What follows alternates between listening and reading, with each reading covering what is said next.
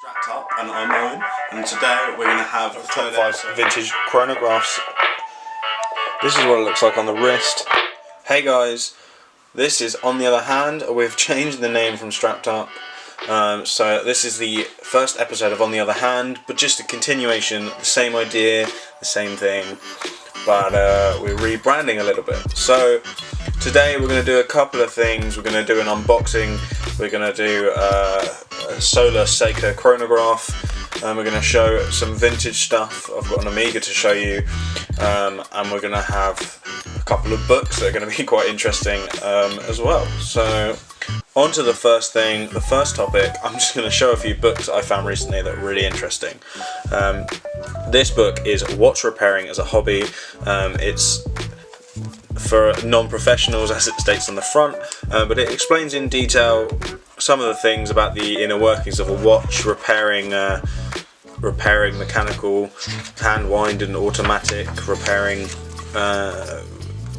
pocket watches, as well as how to handle the balance springs and how to regulate the movement. It's a really interesting detailed book, published by a New York publisher by D.W. Fletcher. It's a very interesting book, and I'd definitely get you guys to have a look at that if you could. I'm going to put the link to these. I'm going to put the link to the Amazon link of this in the description below. So if you want to buy that, check down below, and that will be in the description. Another unrelated topic, just because I'm interested, and this is also going to be slightly engineering related, is this book, which is Quantum: A Guide for the Perplexed.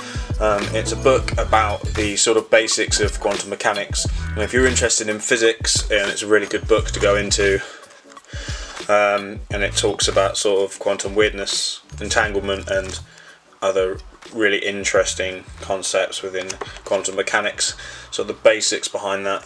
You can pick this up in W.H. Smith, but for $10.99, but you can also get it on Amazon. I'm going to link that as well below in the description, so check that out. So first thing on today's video, it's going to be a watch related topic. We're going to have a look, change the perspective, and we're going to do a watch review on a Seiko.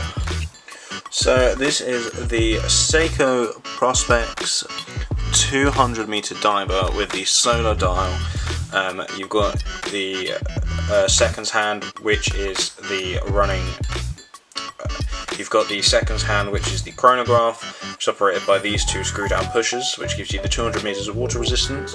You've got the running seconds hand on the left, and then you've got solar, and then you've got the solar badge down there, your 24-hour time, and your 60-minute counter. So it comes with this blue bezel and this blue wave dial because it's a solar version. It really is nicely reflecting the light, massive amount of lume as you'd imagine, and we've got some wave pattern on the dial. It comes on this supplied bracelet,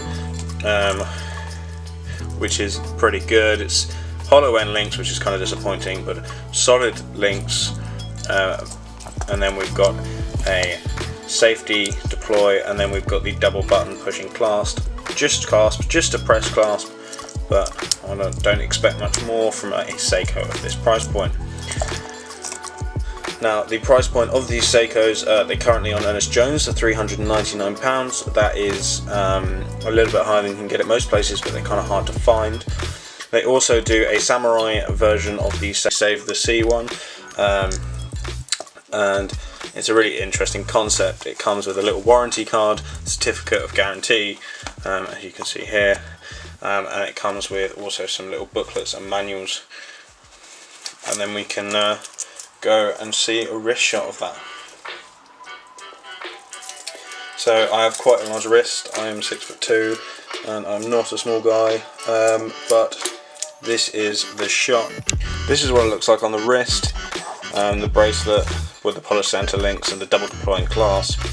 It's not fitted to my wrist, but it looks really nice. It suits well. It's got a really nice dial, and obviously the chronograph function, and the blue countdown bezel, which is obviously a really nice turn because of the Seiko name on it. Everyone loves Seiko bezels, and if you don't, then you don't love Seiko, and then obviously this isn't the channel. So thanks guys for watching. I'm also going to do a quick Amiga show, a couple of new purchases that I've had recently, and then we'll get on with the next episode. So guys, we're done with the Seiko, and now we're going to have a quick look at my new purchase. It was actually a present from my father. That's better. Right, so we've got a 1970 and 1979, it's between those ages, Amiga Seamaster with a caliber 10-12. It's got the really nice patina on the dial. I'm going to show some photos later of that. You can probably see how nice it's sort of the champagne dial. There's this really nice sort of dark spots, freckling you could say. Just the classic vintage Amiga style, which I absolutely love. It's got the cushion case and the Amiga signed crown. It's been practically untouched other than the service. It has a new acrylic crystal, and that's about it. It comes with the original bracelet, which I'm going to have restored. I think it's absolutely stunning. I just need to get I'm going to get a new leather strap, and I'm going to see if I can get one specially made for that little step down there.